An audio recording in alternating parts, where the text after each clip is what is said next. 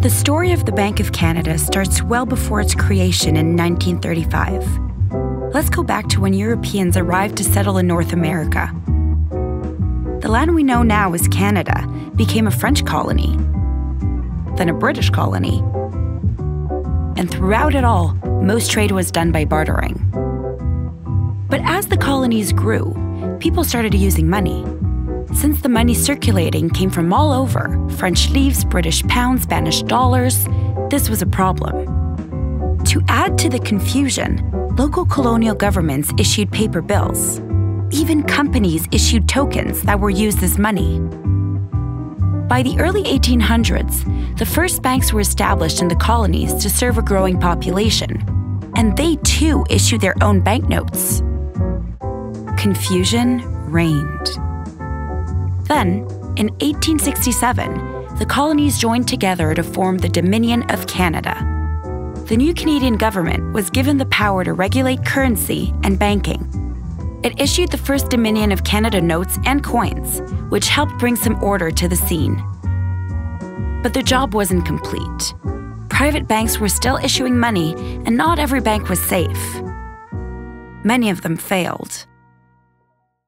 In 1929, the Great Depression took its toll around the world. In Canada, almost 1/3 of the workforce didn't have a job. Those who had jobs often saw their wages slashed. Many blamed private banks for the economic disaster and said Canada needed a bank for the people.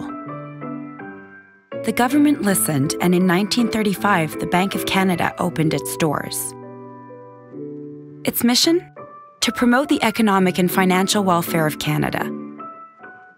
The Bank of Canada took over the role of providing banknotes, and the private banks stopped issuing their own currency. To this day, it remains the sole issuer of Canadian banknotes. When Canada joined World War II in 1939, the bank sold victory bonds to help finance the war effort. It managed to raise over $12 billion, or about $170 billion in today's dollars. Since its opening, the Bank of Canada has grown into its central bank mandate through its 4 pillar functions: implementing monetary policy, providing currency, monitoring the financial system, and acting as the fiscal agent of the Government of Canada.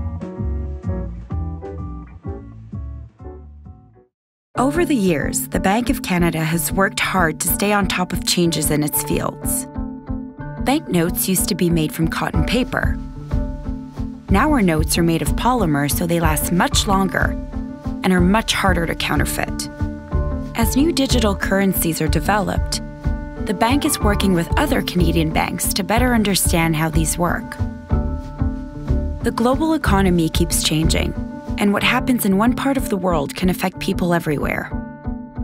So to support the Canadian economy, the bank keeps on top of what's going on around the globe.